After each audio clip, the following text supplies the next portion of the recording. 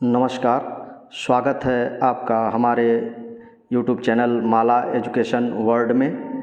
आज हम लोग सामाजिक विज्ञान शिक्षण के अंतर्गत नागरिक शास्त्र विषय की पाठ्य योजना का अध्ययन करने जा रहे हैं।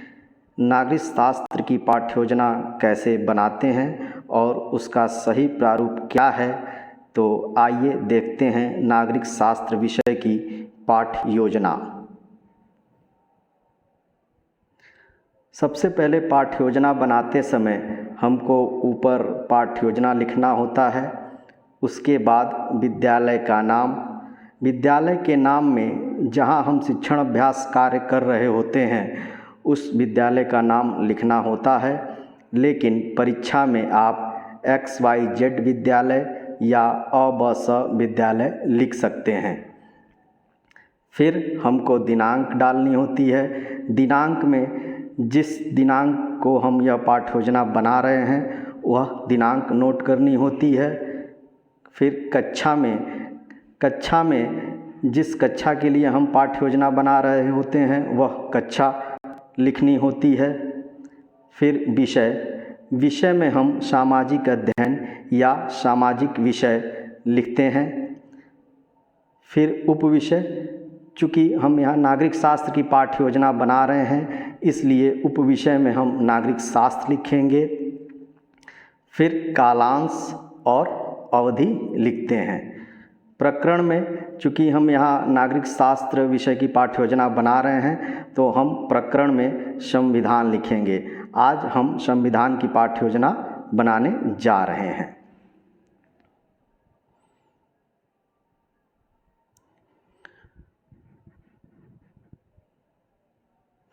फिर हम उद्देश्य लिखते हैं। जैसा कि हम जानते हैं कि उद्देश्य दो प्रकार के होते हैं, सामान्य उद्देश्य और विशिष्ट उद्देश्य। जहां सामान्य उद्देश्य विषय से संबंधित होता है और विशिष्ट उद्देश्य प्रकरण से संबंधित होता है। तो हम सामान्य उद्देश्य के अंतर्गत लिख सकते हैं। पहला पॉइंट, छात्र छात्राओं को नागरिक शास्त्र विषय से अवगत कराना। दूसरा पॉइंट, छात्र छात्राओं में नागरिक शास्त्र विषय के प्रति रुचि उत्पन्न करना। तीसरा, छात्र छात्राओं में नागरिक गुणों के विकास के लिए व्यवहारिकता पर बल देना। चौथा, छात्र छात्राओं में देश प्रेम और राष्ट्रीय भावना का विकास करना। पांचवा, छात्र छात्राओं को देश की सामाजिक, आर्थिक व राजनीतिक समस्याओं की जानकारी देना। तो ये उद्देश्य तो विषय से संबंधित थे, लेकिन हमको विशिष्ट उद्देश्य प्रकरण से संबंधित लिखने होते हैं। तो जैसा कि हम जानते हैं कि विशिष्ट उद्देश्य के अंतर्गत ज्ञानात्मक, बोधात्मक और क्रियात्मक उद्देश्य आते हैं। तो हम विशिष्ट उद्देश्य में पहला पॉइंट लिख सकते हैं, छात्र छात्राएं संविधान के बारे में जान सकेंगे। दूसरा पॉइंट, छात्र छात्राएं संविधान की व्याख्या कर सकेंगे। तीसरा पॉइंट, छात्र छात्राएं संविधान में वर्णित बातों का अपने दैनिक जीवन में प्रयोग कर सकेंगे।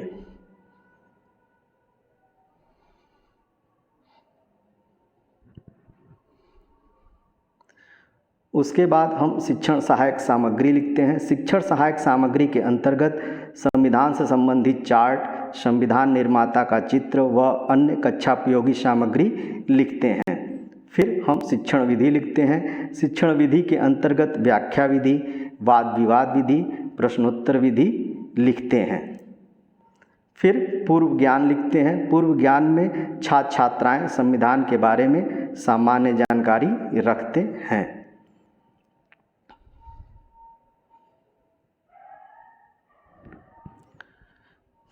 फिर हम प्रस्तावना के प्रश्न बनाते हैं।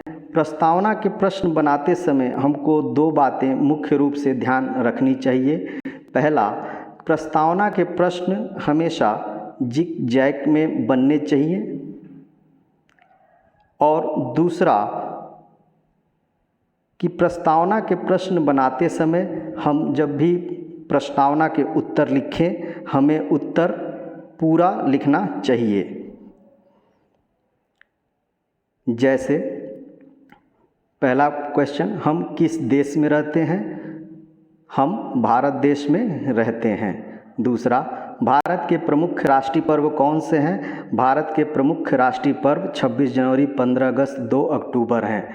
26 जनवरी को हम क्या मनाते हैं? 26 जनवरी को हम गणतंत्र दिवस मनाते हैं। गणतंत्र दिवस क्यों मनाया जाता है? गणतंत्र दिवस को भारतीय संविधान लागू हुआ। संविधान के बारे में आप क्या जानते हैं? तो यहाँ समस्यात्मक आ जाएगा। इस प्रकार हमने देखा कि जो भी हम प्रश्न बना रहे हैं और उसके उत्तर जो हम दे रहे हैं उस प्रश्न उत्तर में जिग जैग है, यानी जो भी हम प्रश्न का उत्तर दें उसी उत्तर से क्वेश्चन बनने चाहिए। उसके बाद हम उद्देश्य कथन लिखते हैं कि आज हम लोग संविधान के बारे में अध्ययन करेंगे। फिर हम प्रस्तुतिकरण करते हैं। प्रस्तुतिकरण के अंतर्गत हम 4 कॉलम बनाते हैं। शिक्षण बिंदु, छात्र अध्यापक क्रिया, अगर छात्रा है तो छात्र अध्यापिका क्रिया, छात्र छात्रा क्रिया और श्यामपट्ट कार्य।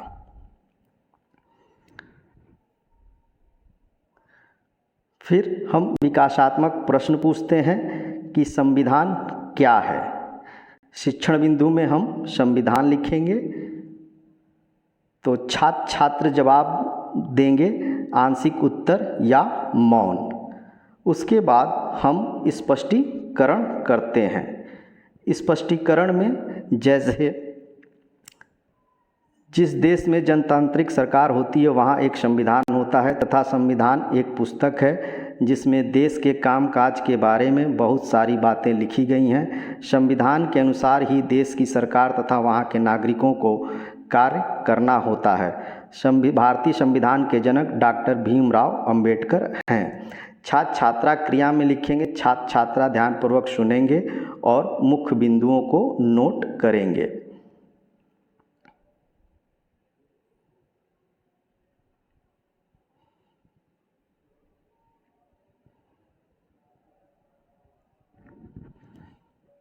फिर हम बोधात्मक प्रश्न पूछते हैं। जो भी ऊपर शिक्षण बिंदु पढ़ाया गया है उस शिक्षण बिंदु से हम बोधात्मक प्रश्न पूछते हैं।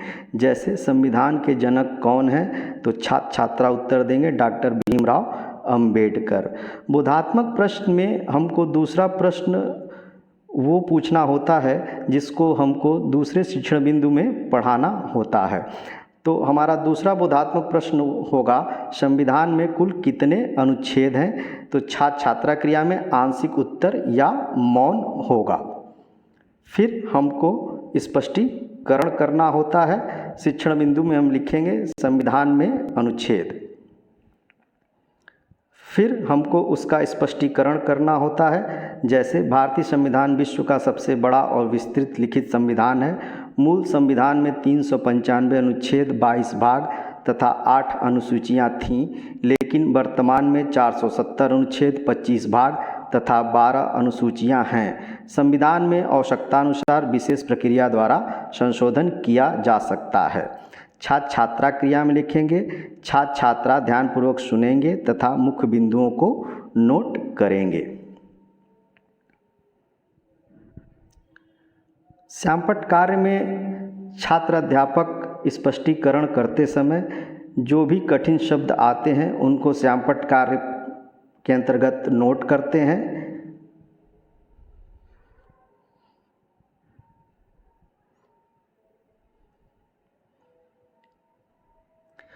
फिर अगर हमको आगे शिक्षण बिंदु पढ़ाना होता है तो हम यहाँ बोधात्मक प्रश्न पूछते हैं। अगर आगे शिक्षण बिंदु नहीं पढ़ाना होता है तो हम यहाँ इस लाइन को फिर क्लोज कर देते हैं।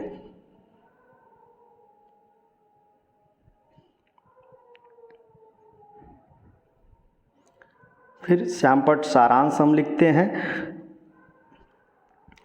चूँकि ऊपर हमने श्यामपट्ट कार्य लिखा है तो छात्र अध्यापक पाठ को पढ़ाते समय या स्पष्टीकरण करते समय जो भी कठिन शब्द आते हैं वो श्यामपट्ट पे नोट करते हैं। लेकिन श्यामपट्ट सारांश के अंतर्गत हमको पूरे पाठ की समरी लिखनी होती है। या श्यामपट्ट सारांश लिखना होता है। जैसे भारतीय संविधान के जनक डॉक्टर भीमराव अंबेडकर हैं। संविधान एक पुस्तक है। संविधान में आवश्यकतानुसार विशेष प्रक्रिया द्वारा संशोधन किया जा सकता है।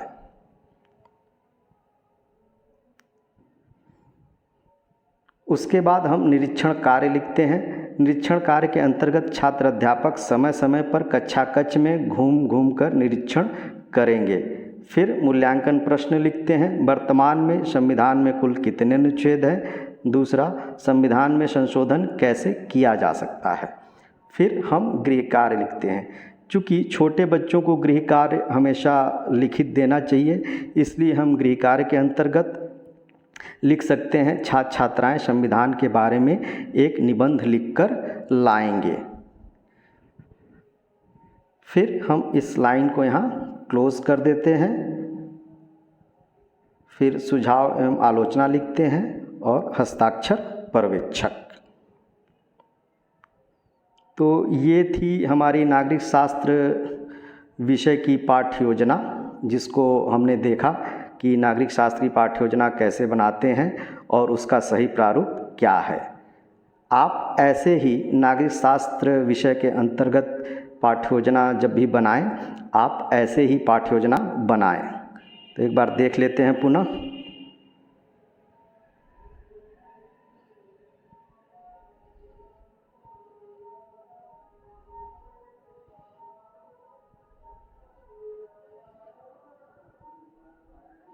Thank you for watching.